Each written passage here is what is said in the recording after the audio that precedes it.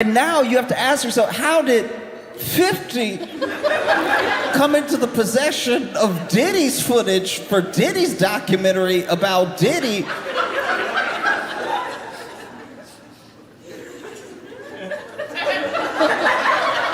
This is crazy because he's making a document himself, but then he took that documentary. Apparently what happened was that Diddy did go to jail and then he couldn't pay the camera. Kurt Burrows has a lot of insight. And this documentary is about people being able to tell their truth or tell their version of the story. For a long time, Katt Williams was dismissed as the outspoken comedian who spoke too freely. People laughed, brushed off his words, and moved on. But something shifted. When Katt Williams appeared on Club Shay Shay with Shannon Sharpe, the tone changed. The laughter faded, and people started listening. Because this time, it wasn't just jokes, it was timing. His statements began aligning with real events unfolding around Sean Combs, raising questions about influence, control, and an industry that survives by keeping certain truths buried. Then came 50 Cent. With the release of Sean Combs, The Reckoning, the conversation exploded. The documentary brought forward patterns, timelines, and footage that had circulated quietly for years. But viewers noticed something. Not just what was shown, but what was missing. Certain names, certain connections, entire pieces of the story that seemed intentionally absent. And suddenly, Katt Williams didn't sound crazy anymore. He sounded early. Def Comedy Jam 25. It's good to see so many funny people together in one room, all wondering the same thing. Is Katt Williams gonna show up? Shit, I'm nervous as hell right now. Yeah. Oh, he's right there. There he is. Look at him. I didn't know he was right there. I would not have said that if I had seen that. Yeah. Not used to quiet, introspective Katt Williams. No. Well, let me ask you this. When have you ever seen this many heavy hitters all together at the same time, in the same room? Yeah. Right. Giving food to the poor. They was on the streets getting people off of drugs. So they knew Pac had that in them. So I definitely would say they was watching him. Yeah, I mean, me hearing you break that down like that, you making some good points. And not only that, Pac himself had disdain. He had hatred for cops. Well, crooked cops, let's say that, you know what I mean? Because the same thing, you got to understand, a lot of his music, he was going against the cops. And off his, even personal, when we around him, he just had a hatred for crooked cops. So one thing about Pac is that, but he used to always say, like, if it's a cop that really do his job and he's feared, we love him. But because he went through what he went through as a kid, you know what I mean? They used to have to, you know what I mean? They used to be in a building and then waking up and they got to put peanut butter all over the walls to hide the prints because the FBI is coming. They had to run to another house. So he grew up in that environment. You know what I mean? And then he got police brutality against him when he was crossing the street. And then he hear how they put a shotgun to his mother's stomach while she was pregnant. So if you hear this as a kid, you're going to naturally have a disdain or hatred towards the police. When he got older, he realized that all police not bad. At first, the idea seemed simple. What if Sean Combs wasn't acting alone? What if there were layers behind him? Protection built quietly over time. Katt Williams once hinted at something specific. Not just power, but a number. 7. 7 individuals in the industry who couldn't be challenged. At the time, it sounded vague. Now people are going back, trying to fill in the blanks. Prostitutes, having them come to different places and have sex. It was that too. Cause let me just tell you something, man. The feds ain't give a damn about Cassie getting her ass whooped in that hallway. Let's keep it a buck.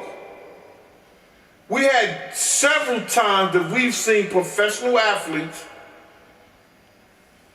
smack and beat up their girls on camera. Jay-Z got his ass whooped by his sister-in-law on camera. What's her name? Solange, you gotta imagine, the feds ain't step in and do nothing. The feds don't care about you getting your ass whooped. It's those other things that come under the guidelines that they care about. Yeah, I mean, the tape comes out, man, and the way I seen it when the tape came out, it made it look like everything Cassie was accusing him of now has credibility. Before we seen that tape, it was a young lady named Gina that accused Puff of punching her, kicking her, and totally assaulting her while she was pregnant. Not one news media other than I think Tasha K ran that. Nobody did nothing because he was protected by those people. He was still in good with those people.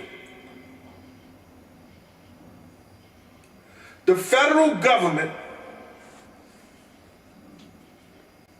is just as guilty as Diddy. Do you believe that media and people in general, or even people in high places, are scared of Diddy? And they're scared like how powerful he is and the things that he could do to them? I don't think they are scared of him. I think they more so, they don't want him to embarrass their reputation and things that they've been known for. You understand? I think that they don't want, if they was in any of those freak-off tapes, if they played a part in any of those Diddy sessions, they don't want it to get out to the general public to make up their brand. That's why a lot of those rappers, that's why a lot of those athletes, they not saying nothing and they quiet as a church mouse. Because now they don't want to mess up their brand and they don't know what he's going to say. You ain't heard nothing from his biggest fan, Stevie J. He been quiet. A lot of people are quiet, that's a fact.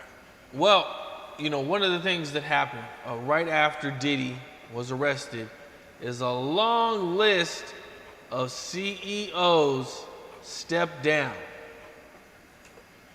What are your thoughts on that? Half of New York City stepped down.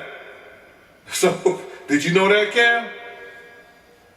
I didn't know that, no. Yeah, in the mayor's office, damn near everybody is stepping down. From fire chiefs to police chiefs to commissioner of this, commissioner of that, the board of education and everything. I was like, yo, damn, all of them was on Diddy Island?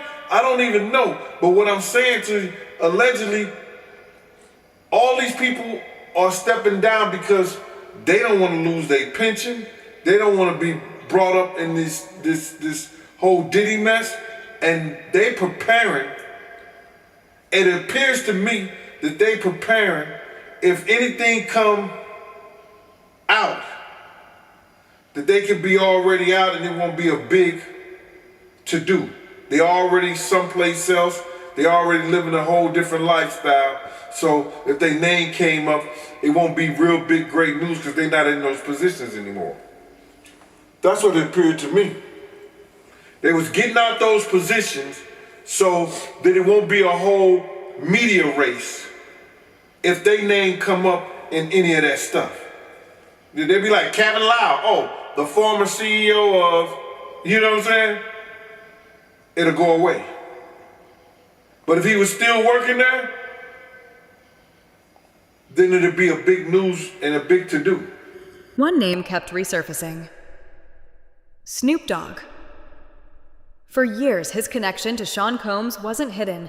Interviews, appearances, shared spaces, all of it documented, not proof of anything, but enough to raise questions. And more importantly, enough to make people wonder why he wasn't mentioned at all. Because at that level, absence doesn't feel accidental. It feels calculated. Then came another unexpected name, Kevin Hart. Fans started revisiting old clips, early performances, industry connections. Not as confirmation, but as context. Because in an environment like this, proximity matters, and the closer someone is to power, the harder it becomes to separate truth from silence. Unsolved. Well, on all honesty, brother, you would have to ask him that.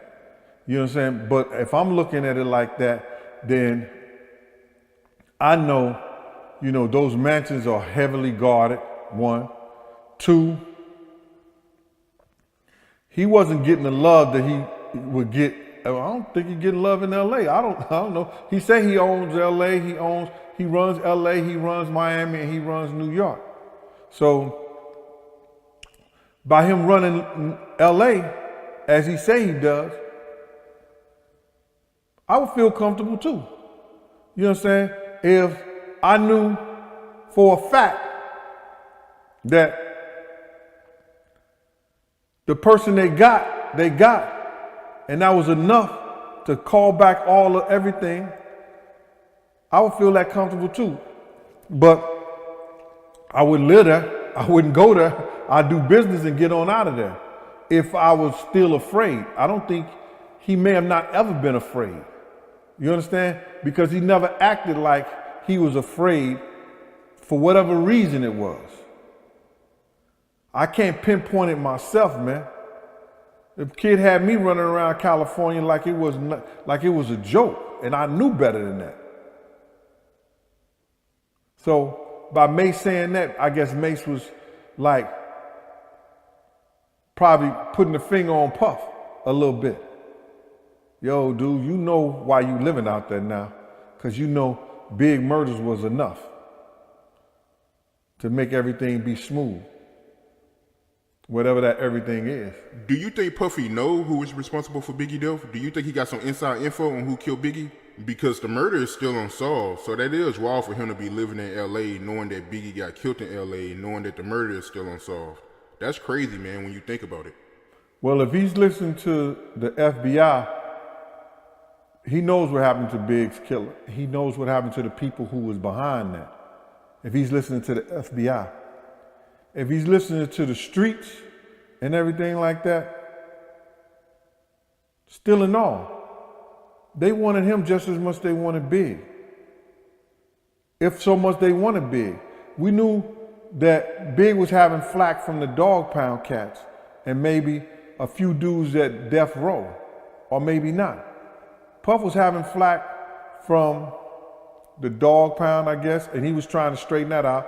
That's probably the reason why him and Snoop went to that thing with the Steve Harvey show. But anyway, I think Puff was just trying to air some stuff out. So he knew Big was leaving his label. He knew Big was starting his own label, having his own thing. So he was trying to straighten out as much as possible so none of that shit that was happening with the Junior Mafia would go over to Bad Boy and their artists when they start their new thing. And then there's Mace. Maybe the quietest name in all of this. His history with Sean Combs is well documented. Contracts, fallout, distance. So when everything started surfacing, people expected him to speak, but he didn't. And sometimes, silence says more than anything else. The deeper you look, the clearer the pattern becomes. This isn't about one person. It's about a system. A structure where influence decides visibility, and visibility decides accountability. Because when something gets too big, too connected, too risky, it doesn't get exposed. It gets edited. That Rat Pack, and I don't want to even say their names, but they said I got their names wrong last time. What's his name? Kushner? What's the other guy? Leonardo? Yeah, his name. Man, I don't keep up with these cats. But I heard that that's not only the tape that's being shot. There's some other tapes out there, other people too with him. And him doing some things with some other people. So it's quite a few tapes that might be out there, what they're hearing, and I don't want to see the tapes, but I want to know if they really true. Because if they got if they got some tapes out there and it's with some underage, whether it's celebrities or not, it's gonna be crazy, bro. It's gonna be real crazy. And they're gonna have to bring that to forefront because the prosecutor's gonna want those tapes. And they're gonna do whatever they have to do legally to get those tapes. No ifs, ands, or buts about it. So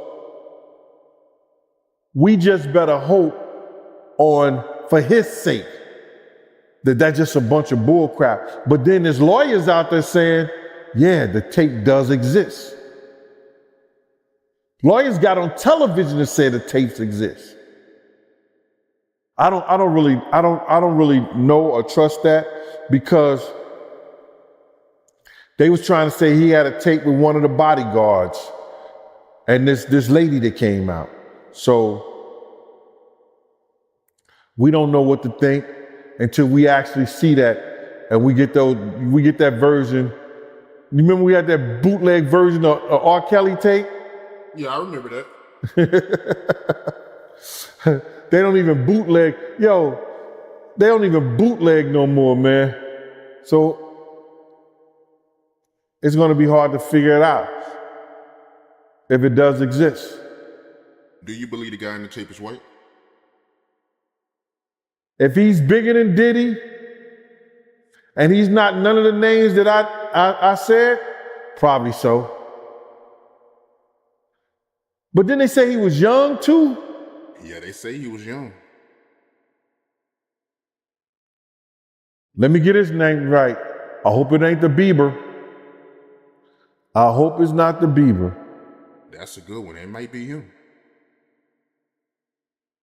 But if they saying that the guy is young and he's an A-lister, I can't think of that many black people, man. Right. Not at all. And somebody that more powerful, more of a celebrity than Diddy, you understand what I'm saying? If they were saying somebody that was more celebrity than Diddy, he was an A-lister, he was younger, you know what I'm saying? And if he's not black, it would have to be the Bieber. That's his name, Bieber? They said I got that wrong too. Justin Bieber, allegedly. I don't know, bro. Right. But when you heard the news that Diddy, he had a tape with another man, did that catch you by surprise or not? Well, all this shit is by surprise to me. A lot of this shit is by surprise to me, to be totally honest, man. Because I knew Puff, I knew Puff Daddy, I knew Diddy before he was Love and Brother Love and back to Diddy. So, no, but the Diddler, he's the Diddler now. A lot of it's surprising, but it's not unheard of. Because you hear of all kinds of shit, and whether it registered with you or you internalize it or something like that, that's a whole nother story. But a lot of this stuff it's crazy. But this is the world that we live in now, man. That these individuals thinks it's all right. Bruh, when does it comes all right to be sitting there eating food off a naked woman? When did we start doing what they do? Let's keep it a buck. When did we start doing what they do? These guys is popping pills. These got Jay-Z dancing with a chick that's into cannibalism and supposed to be witchcraft and stuff like that. When did we start doing that? It's messing up who we are and our culture. And these guys that is out here selling it to us like it's all right. And it's not all right, bro.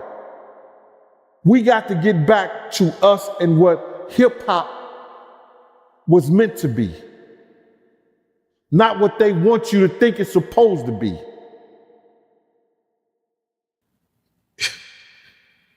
Moni Love was there. Cousin Sonny was there. Imrel was outside smoking a blunt, so she missed the infamous picture with all of us together with Katt. And me and him sitting next to each other, two hats on, two cats in the hat. Yeah.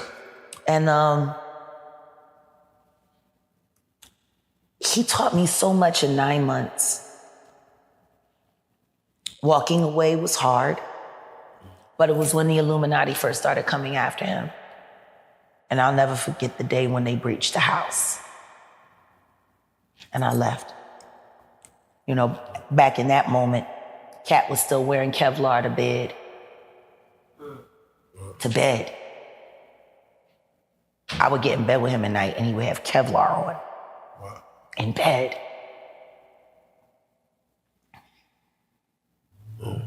50 Cent says there are over 100 hours of footage that never made it into the documentary.